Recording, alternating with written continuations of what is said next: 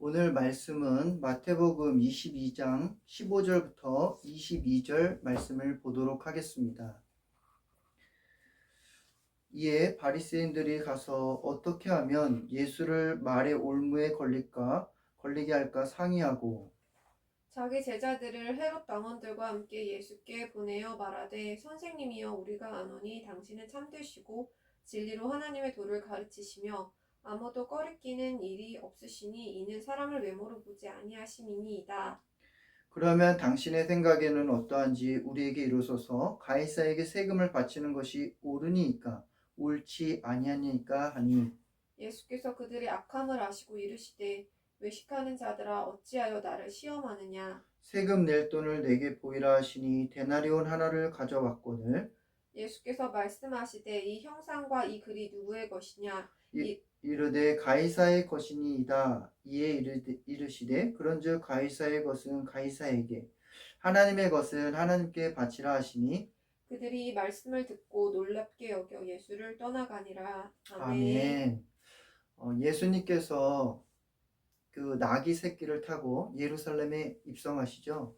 그때 입성할 때 수많은 사람들이 예수님을 보면서 열광하고 환호했습니다. 그리고 찬양도 해요.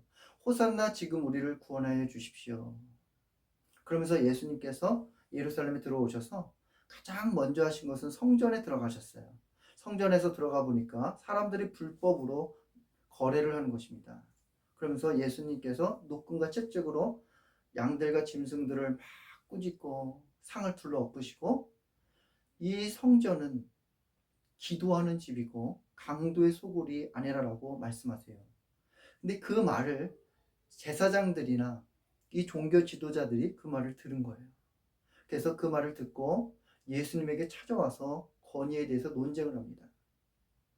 당신이 무슨 권위로 이런 일을 하느냐? 누가 당신에게 이런 권위를 줬느냐? 그때 예수님께서 이 종교 지도자들에게 비유를 세 가지 말씀하시죠. 쭉 말씀하시는데 첫 번째 비유가 두 아들의 비유를 하세요. 그러면서 그들에게 세리와 창녀들이 너희보다 하나님 나라에 먼저 들어간다고 얘기해요. 그랬더니 그들이 마음이 얼마나 불편하겠습니까? 그러면서 예수님이 또 한 번의 비유를 하시는데 포도원에서 일을 하는 농부를 비유를 하세요. 이 포도 주인이 타국에 갔습니다. 그리고 농부에게 세를 주고 갔는데 열매가 맺을 때가 되어서 그 종과 아들을 보냈더니 이 악한 농부들이 다 죽이는 거예요. 그래서 이 주인이 나중에 와서 그 악한 농부들을 다 진멸하죠. 그 종교 지도자들이 악한 농부를 비유를 하시면서 말씀하는데 그들이 깨닫지는 못해요. 머리는 알아요. 자기들에게 말씀하라는 걸 알아요. 근데 뉘우치지 않고 오히려 예수님을 잡아 죽이려고 합니다. 그래서 예수님이 그들에게 한 번 더 비유하신 게 뭐냐면 혼인잔치의 비유를 하세요. 임금이 자기 아들을 위해서 혼인잔치를 베풀고 다 불러들이라고 그랬는데 사람들이 다 거절하는 거예요. 모든 사람들이 다 온 사람들이 다 예복을 입고 왔는데 딱 한 사람 예복을 입고 오지 않았어요. 회개에 합당한 열매를 맺지 못하면 하나님 나라에 들어갈 수 없다는 것을 이 종교 지도자들에게 악함을 지적하시죠. 이 종교 지도자들이 그 말을 듣고요 얼마나 화가 났겠어요. 자기에게 하는 말이라는 걸 알기 때문에. 그래서 이들이 회개하기는커녕 오히려 예수님을 어떻게 하면 죽일까? 그래서 말에 올무를 놓게 해서 상의를 하죠. 15절 한번 같이 읽어보겠습니다. 시작. 이에 바리새인들이 가서 어떻게 하면 예수를 말에 올무에 걸리게 할까 상의하고 여기서 올무는 덫이죠. 함정이에요. 짐승을 잡을 때 이런 덫을 놓는 단어입니다. 이것은. 이 종교 지도자들이 예수님을 죽이기 위해서 그 말에 올무를 놓는 거예요. 이 덫을 놓고 예수님을 죽이려는 사람들이 정말 하나님과 동행하는 사람입니까? 아니면 사단의 지배를 받는 사람입니까? 우리가 쉽게 생각해도 하나님과 동행하는 사람이 어떻게 예수님을 죽일 수 있겠습니까? 사단의 지배를 받는 거예요. 예수님께서 광야에서 40일 금식하시고 성령에 이끌려서 마귀에게 세 가지 시험을 당하시죠. 그때 이 마귀는 동의어가 뭐냐면 시험하는 자였어요. 걸려 넘어뜨린 자예요. 이 마귀는요, 어떻게든 우리를 걸려 넘어뜨리게 하는 자입니다. 하나님께 가까이 갈 수 없게 만드는 자예요. 올무를 놓는 거죠. 이 사단은요, 지금도 하나님과 함께하는 사람들을 어떻게든 함정에 빠뜨리려고 계략을 피우고 있어요. 성경에 보니까 이 올무에 빠진 하나님의 사람들 이야기가 참 많아요. 요셉을 보세요. 요셉은 형통한 자고 하나님과 항상 함께하는 자였어요. 근데 요셉이 하나님의 그 꿈을 받아서 형들에게 얘기했더니 형들이 오히려 기워할 수도 있잖아요. 봐줄 수도 있잖아요. 근데 그 형들이 깊은 구덩이에 빠뜨립니다. 그리고 노예 상인에게 팔아버려요. 그래서 그 보디발의 집에 가가지고 열심히 가정총무를 일했는데 그 보디발의 아내가 어떻게 하냐? 거짓 증언으로 인해서 감옥에 갇히게 만들어요. 다윗을 보십시오. 다윗도 그 어린 소년이 그 물맷돌로 골리앗을 넘어뜨렸어요. 대단한 믿음의 사람입니다. 그런데 사위인 장인어른인 사울과 그 아들 압살롬이 계속 아버지를 죽이려고 쫓아다니잖아요. 이 시편에 보면요, 다윗이 그 올무에서 벗어나게 달라고 하나님 앞에 막 절규하는 그 기도들이 얼마나 많은지 몰라요. 다니엘 보십시오. 다니엘도 우리가 얼마나 신실한 사람입니까? 그 고관들이나 총리들이 이 다니엘을 함정에 빠뜨리려고 그 금령을 만들잖아요. 그래서 기도했더니 바로 고발해서 사자굴에 넣었습니다. 예레미야도 마찬가지예요.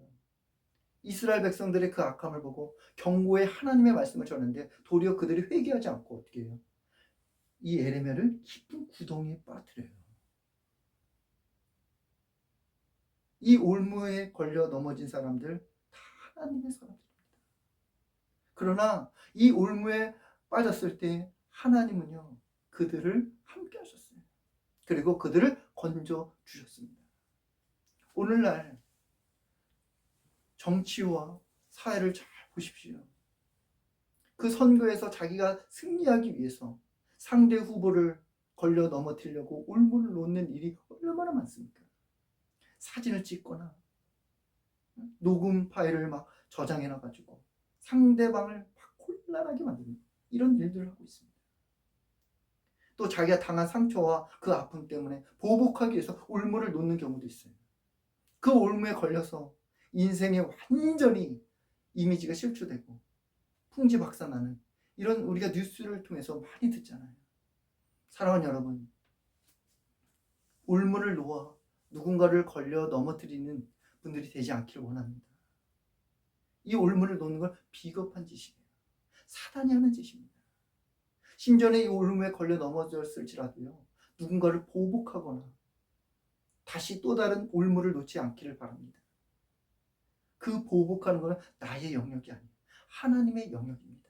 하나님께 맡기는 거예요. 우리의 입으로, 우리의 손으로 피를 흘리지 않기를 바랍니다. 바리새인들은 예수님을 올무에 걸려 넘어뜨리기 위해서 어떻게 했는지 보십시오. 16절 한번 읽어보겠습니다. 시작. 자기 제자들을 헤롯 당원들과 함께 예수께 보내어 말하되 선생님이여 우리가 아노니 당신은 참되시고 진리로 하나님의 도를 가르치시며 아무도 꺼리는 일이 없으시니 이는 사람을 외모로 보지 아니하심이니이다. 예수님을 말의 올무에 걸려 넘어뜨리기 위해서 어떻게 했냐? 바리새인의 그 제자들과 헤롯 당원들이 연합을 해요. 이들은요, 연합을 할 수가 없는 관계예요.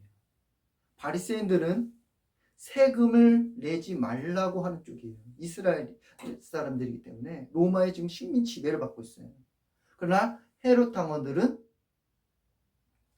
헤롯에게 적극적인 지지를 하는 사람이에요. 친로마적인 성향을 가진 사람들입니다. 그 세리의 임무를 감당하면서 그 세금 징수를 내라고 하는 사람들이에요. 이 사람들은요, 어떻게 이 정치와 어떤 신념, 가치관이 달라요. 원수예요. 섞일 수가 없는 사람입니다. 근데 예수님을 죽이는 일에 연합해요. 오늘날도 우리 정치를 보세요. 여야가 이게 함께 할 수가 없어요. 성향들이. 그런데 악한 일에 있어서 이렇게 함께하는 경우도 있습니다. 근데 오늘 보면 이 바리새인의 제자들과 헤롯 당원들이 연합을 했지만 실패로 끝나죠. 근데 예수님을 십자가에 처형할 때에 연합해서 성공한 케이스가 있어요. 그 로마 총독인 빌라도와 분봉왕 헤롯이 연합을 하죠. 성경에 보니까 이들은 원수지간이었다고 했어요. 근데 당일에는 친구였다고 얘기해요. 우리는요, 어떠한 경우에 있어서든 악한 일에 있어서 연합하지 않기를 바랍니다.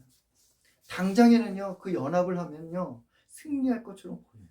승리하기도 해요. 그러나 하나님은 다 아십니다. 하나님은 다 아시고 갚으십니다. 예수님은 그 로마 군인들이 예수님을 붙들어 왔었어요. 그때 예수님께서 베드로에게 뭐라고 얘기하시냐면, 베드로야, 내가 지금 아버지께 청하면은 당장이라도 12군단 되는 천사를 나에게 보내줄 수 있어 라고 얘기하세요. 예수님은 그 로마를 정복하시려면 얼마든지 할 수 있는 능력이 많고 그 팀이 있어요. 연합팀이. 그럼에도 불구하고 예수님은 연합으로 가지 않았습니다. 홀로 십자가 길을 걸어가셨어요. 혼자고 외롭고 그 부당할지라도 악한 일에 있어서 연합하지 마십시오. 서로가 망하는 길이고 서로가 죽는 길입니다. 우리가 연합을 해야 될 때가 있어요. 언제냐? 사람을 살리고 하나님의 영광을 위한 일이라면 연합을 하십시오. 예배를 드리는 일에 있어서는 찬양을 하거나 우리가 기도하거나 구제하거나 선교하는 일에 있어서는요, 연합을 해야 돼요. 우리가 지난번에 다비타 교회와 작은 교회 연합을 해서 예배를 드렸잖아요. 서로 간에 중보해주고 서로 간에 격려해주고 그런 모임은요, 계속 해야 돼요. 예수님을 넘어뜨리기 위해서 이들이 얼마나 간교하게 예수님께 접근하는지 보십시오. 사탕발림으로 예수님 막 칭찬하잖아요. 높이잖아요. 당신은 참되시고 진리로 하나님의 도를 가르치시며 아무도 꺼리는 일이 없으시니 이는 사람을 외모로 보지 아니하십니다. 그 입에 발린 말로 막 거짓말하는 거예요. 예수님 앞에서. 근데 이들의 모습 속에서 누가 연상이 됩니까? 하와가 선악과를 따먹도록 뱀이 유혹하는 거랑 똑같지요. 그 뱀 사단이 하와에게 얼마나 간교하게 달콤한 말로 속입니까? 너 이거 하와야 선악과를 따먹어. 그래도 너는 결코 죽지 않아. 눈이 밝아져서 하나님같이 될 거야. 이 하와가 그것을 먹고 어떻게 해요? 쫓겨납니다. 사단은요, 하나님과 우리와의 관계를 깨놓고 자가 사단이 하는 짓이에요. 사랑하는 여러분, 우리가 인정받고 다른 사람들로부터 어떤 이렇게 높임받는 말, 이걸 우리가 좋아해요. 맞죠? 저도 솔직하게 그런 말을 좋아합니다.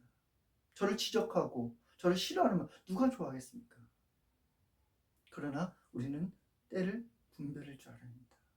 그 칭찬과 격려 속에요, 그 이면에 거짓이 있고 올무가 있습니다. 그 말을 자꾸 들으면 어떻게 해요? 교만해져요. 이사야의 말씀에 보면 히스기야이 나오는데 히스기야는요, 죽을 병에 걸렸어요. 그러나 하나님의 은혜로 히스기야가 살아납니다. 그때 이웃나라인 바벨론 왕이 그 소식을 듣고 글을 쓰고 그리고 예물을 보내줘요. 이 히스기야가요, 그 말 듣고 편지를 읽고 얼마나 마음이 열렸겠습니까? 그래서 그 바벨론에서 온 사신에게 마음의 문을 완전 다 열어놨어요. 그게 보험을 참고 그 다음에 무기고 안 보여준 데가 없어요. 다 보여줬어요. 이 바벨론에게. 마음의 문을 다 열어놓은 게 올무에 걸려요. 교만합니다. 우리 예수님도요. 사람들로부터 그 환호와 칭찬과 높임받는 자리에서 그런 위기가 있었어요. 그 오병의 기적을 행하시고 사람들이 예수님을 막 억지로 붙들고 임금을 삼으려고 했어요. 근데 예수님은 어떻게 하시냐? 산에 올라가셔서 기도하셨습니다. 사람들의 그 말, 높이는 말, 선줄로 생각하지 마라. 넘어질까 조심하라. 사람들의 그 말을 끌려다니지 마십시오. 그 올무에 걸리게 됩니다. 때로는 이 칭찬하고 격려하는 때가 필요해요. 누군가가 낙심하고 지쳐 있으면 그 사람에게 그 한마디가 그 사람을 살리기도 합니다. 바리새인 제자들과 헤롯 당원들은 본격적으로 예수님께 속내를 드러내죠. 17절 읽어볼까요? 시작. 그러면 당신의 생각에는 어떠한지 우리에게 이르소서. 가이사에게 세금을 바치는 것이 옳으니까 옳지 아니하니까. 이 질문은 매우 어려운 질문이에요. 당시 이스라엘 백성들은 로마에게 그 인두세를 냈어요. 남자는 14세, 여자는 12세부터 65세까지 세금을 냈어요. 쉽게 표현해서 이 말은 너희들 하나님 믿는 백성이지 그 인두세를 로마에게 바치는 것이 옳으냐 옳지 않느냐는 거예요. 근데 이거는요, 세금을 내느냐 안 내느냐의 것보다 더 중요한 건 그 밑바탕에 깔려 있는 게 뭐냐?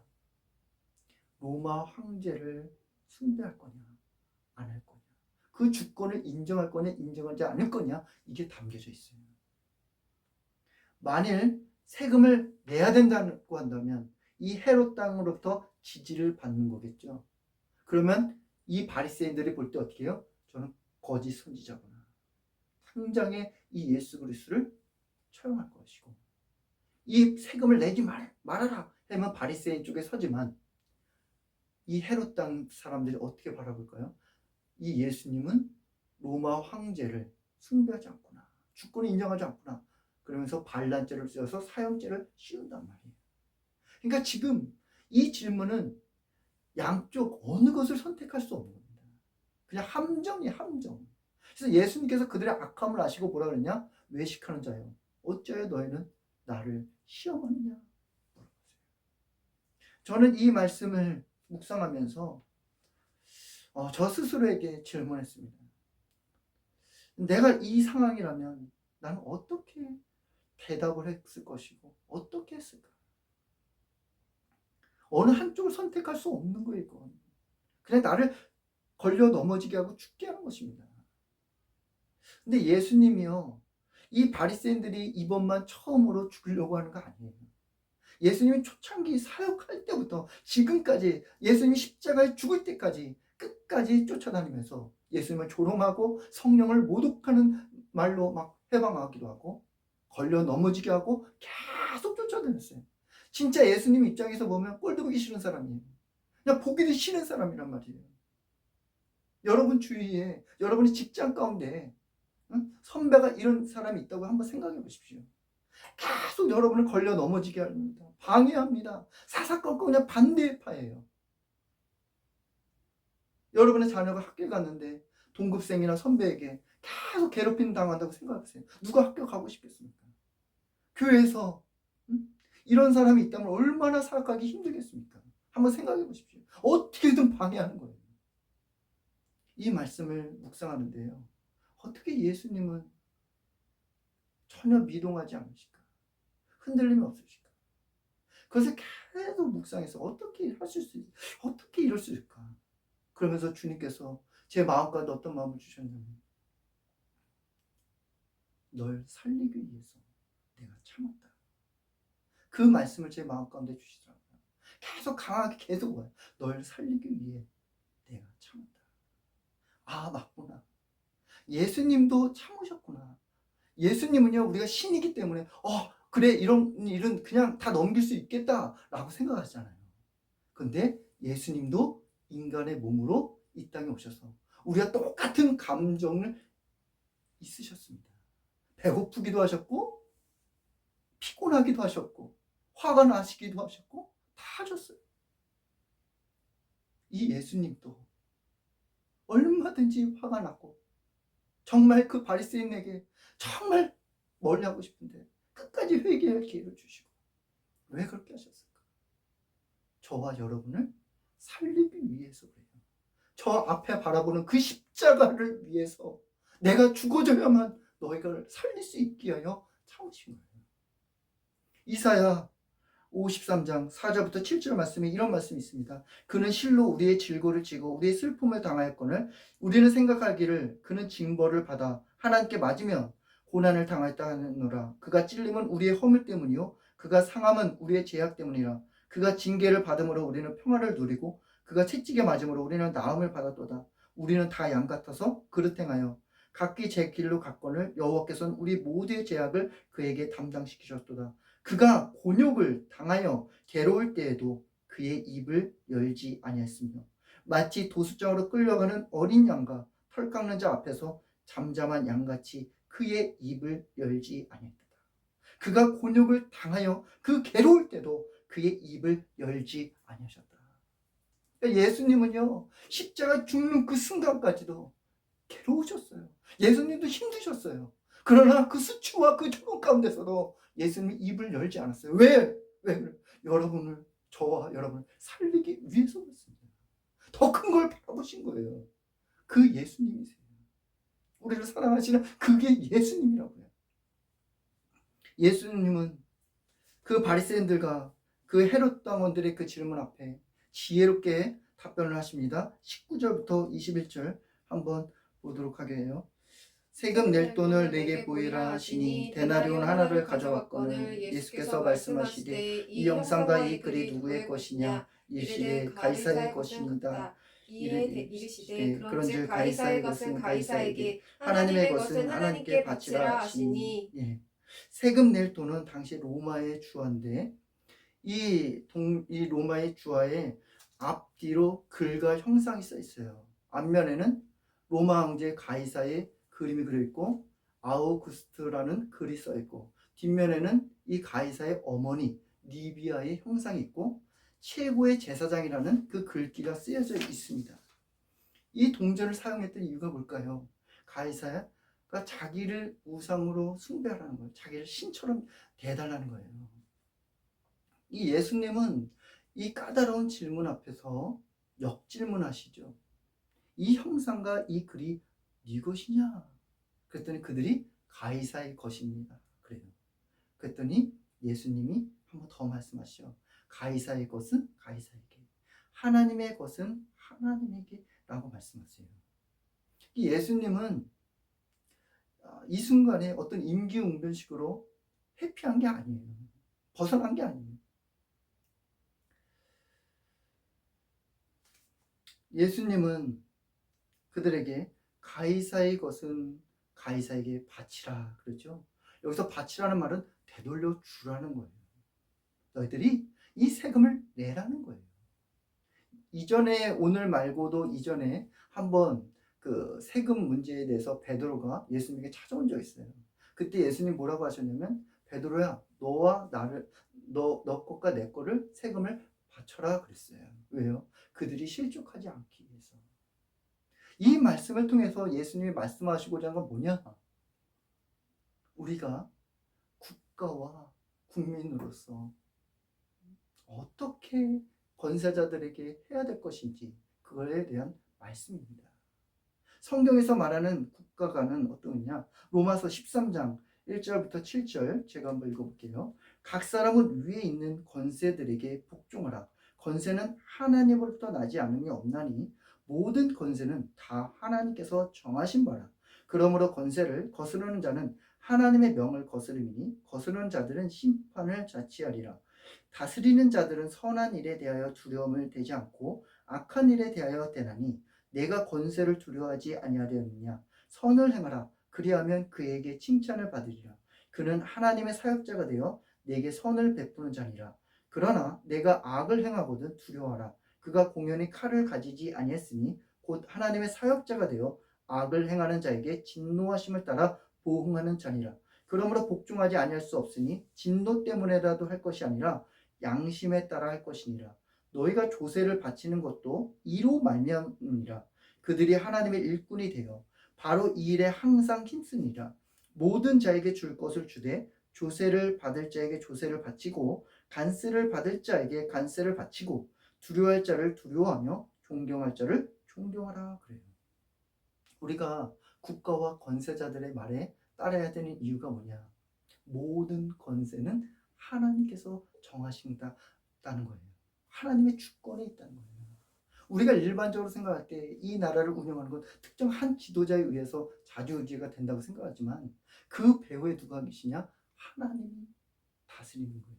하나님이 주권이에요. 이 세금을 내라고 할 때 유대 열심당원 입장에서는요 굉장히 불쾌했을 거예요. 어떻게 세금을 내라고 합니까? 저 로마 황제를 숭배하라는 것입니까? 그 말이 아니에요. 예수님이 이 말씀이셨어요.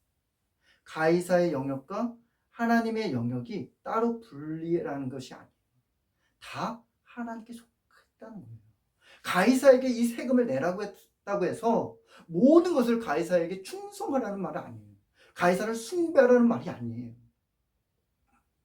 우리가 국민으로서 이 나라의 법을 따르고 의무를 행하지만 진리에 어긋나는 것에 있어서는 우리가 어떻게 할까요? 그걸 타협하지 않습니다. 불법이나 거짓에 있어서는 따라가면 안 됩니다. 저항할 줄 알아야 돼요. 지금도 그 동성애 그 차별금지법을 우리 기독교인들은 반대하잖아요. 그리고 국회에 나가서 목사님들이 1인 시위를 하고 있습니다. 왜 그걸 할까요? 진리에 어긋나기 때문에, 하나님의 말씀에 어긋나기 때문에 그렇게 싸우는 것입니다. 일제강점기 때도 우리 선조들이 신앙을 지키기 위해서 그 신사참배를 안 하잖아요. 저항하잖아요. 우리 국민들이 우리가 정말 이 나라의 권세자들의 말에 다 따르고 법에 순종해야 하는 거 맞지만 진리가 아닌 거에서는 저항할 줄 알아야 합니다. 그래서 바울이 이 나라의 권세자들을 위해서 기도하라고 했잖아요. 디모데전서 2장 1절에서 2절을 보면 그러므로 내가 첫째 권하니 모든 사람을 위하여 간구와 기도와 도구와 감사를 하되 임금들과 높은 지혜에 있는 모든 사람을 위하여 하라. 이는 우리가 모든 경건과 단정함으로 고요하고 평안한 생활을 하려 합니다. 우리는 권세자들을 위해서 기도해야 합니다. 그들이 하나님의 지혜를 가지고 이 나라의 국정을 인도할 수 있도록 기도해야 될 줄 믿습니다. 사랑하는 여러분, 하나님은 이 땅의 주인이십니다. 하나님의 주권에 따라 나라의 운명이 달려 있습니다. 예수님은요, 그 정치와 그 종교 문제로 싸우지 않으셨어요. 율법을 폐하러 오신 것이 아니라 율법을 온전하게 하러 오셨습니다. 예수님은 혁명가로 오신 거 아니에요. 인류를 구원하러 오셨습니다. 그래서 그 인류를 죄에서 구원하기 위하여 모든 것을 다 참고 예수님은 죽기까지 복종하신 거예요. 사랑하는 여러분, 여러분 주위에 그 올무에 걸려서 정말 힘든 가운데 있는 분들 계십니까? 싸우지 마세요. 악한 자들과 연합하여 그걸 나아가지 마십시오. 우리가 날마다 깨어 하나님 앞에 기도해야 됩니다. 하나님, 이 시험에 빠지지 않게 하시고 악에서 우리를 건져 주십시오. 그리고 예수님께서 그 마귀에게 말씀으로 승리했던 것처럼 말씀, 그 성령의 검으로 정말 승리하는 여러분들이 되기를 간절히 축원합니다. 우리가 이 시간에 함께 기도했으면 좋겠습니다. 주여 한번 하고 하나님 앞에 기도하겠습니다. 주여, 하나님 아버지 하나님이여 감사합니다. 이 시간에 하나님 아버지 하나님이여 정말 귀한 말씀을 깨닫게 해주심에 감사를 드립니다. 하나님 아버지 하나님, 우리 예수님은 우리를 구원하고 우리를 살리기 위하여 하나님 아버지 하나님 전혀 흔들리지 않으셨습니다. 하나님, 저는요 수시로 흔들립니다. 수시로 화를 냅니다. 스스로 분노합니다. 지혜가 없습니다. 주여 하나님 아버지, 하나님의 지혜를 도와줘 주시고, 하나님 아버지, 악에서 빠지지 않게 해주시고 시험에 빠지지 않게 하여 주시옵소서. 하나님 아버지, 이 나라의 대한민국과 하나님 아버지 북한과 하나님 아버지 우크라이나와 러시아와 하나님 아버지 이란과 튀르키예와 하나님 아버지 세계 모든 민족이 구원받게 하여 주시옵소서. 하나님 아버지 만왕의 주이신 하나님, 모든 국가의 지도자들에게 하나님을 아버지 경외하는 마음을 주시고 하나님의 말씀 뜻대로 하나님 아버지 순종하여 하나님 아버지 하나님 모든 민족이 하나님을 찬양할 날이 올 수 있도록 인도하여 주시옵소서. 하나님 아버지 하나님여, 정말 악한 자들과 연합하지 아니하도록 하나님 아버지 순간순간마다 지혜를 도하여 주시옵소서. 아버지 높임받는 자리, 칭찬받는 자리, 그 자리를 좋아하기보다는 하나님 아버지 하나님 정말 기도하는 자리를 좋아하고 하나님 아버지 힘들더라도 외롭더라도 혼자하면 하나님 아버지 십자가의 길을 걸어갈 수 있는 아버지 하나님 그 용기와 믿음을 도하여 주시옵소서. 하나님 아버지 하나님이여, 주여 이 시간에 아버지 하나님 말씀을 듣는 우리 모든 성도들에게도 하나님 아버지 하나님 시험에 빠지지 않게 해주시며 악에서 우리를 건져주시고 하나님 아버지 말씀의 검으로 승리할 수 있도록 믿음을 더하여 주시옵소서. 이제는 우리 주 예수 그리스도의 은혜와 하나님의 크신 사랑과 성령님의 감동과 감화와 교통하심이 이 말씀을 들은 우리 모든 성도들 머리 위에 하나님이 항상 함께하기를 간절히 축원하옵나이다. 아멘.